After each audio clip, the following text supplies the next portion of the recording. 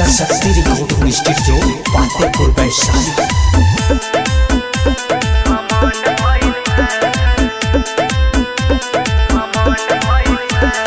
नाचे नाही गइल पब्लिक तंग भइल बा, नाचे नाही गइल पब्लिक तंग भइल बा।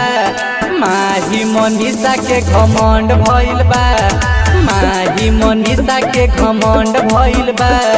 नाचे नाही गइल पब्लिक तंग भइल बा, नाचे नाही गइल पब्लिक तंग भइल बा। माही मनीषा के घमंड भइल बा, माही मनीषा के घमंड भइल बा।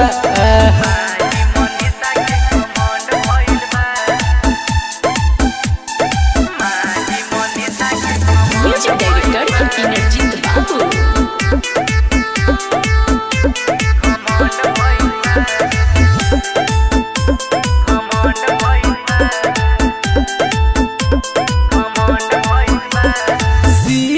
मिसर के दे दिल धोखा सोने उगइल नाचे।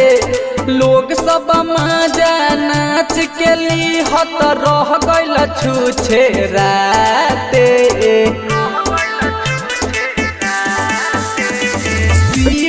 मिसर के दे दिल धोखा सोने उगइल नाचे। लोग सब मजा नाच के ली हत रह गइल छूछे राते। भइल बाबा बालहुरा दंग भइल बा, भइल बाबा बालहुरा दंग भइल बा। माही मनीषा के घमंड भइल बा, माही मनीषा के घमंड भइल बा।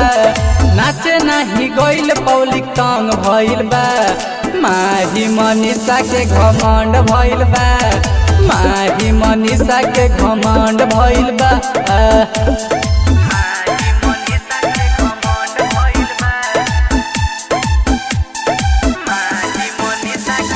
म्यूजिक डायरेक्टर इनरजीत बाबू।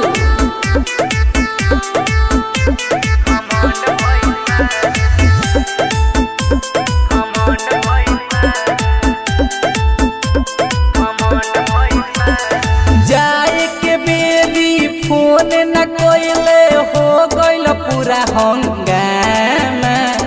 देखेला लोगवा रोहे जुटल बाजल गणेश के गाना। जाए के बेरी फोन न कोइले हो गइल पूरा हंगामा। देखेला लोगवा रोहे जुटल बाजल गणेश के गाना। प्रोग्राम नाही राते रंगा रंग भइल बा, प्रोग्राम नाही राते रंगा रंग भइल बा। माही मनीषा के घमंड भइल बा, माही मनीषा के घमंड भइल बा। नाचे नाही गइल पब्लिक तंग भइल बा, माही मनीषा के घमंड भइल बा, माही मनीषा के घमंड भइल बा। Saraswati recording studio Fatehpur Vaishali.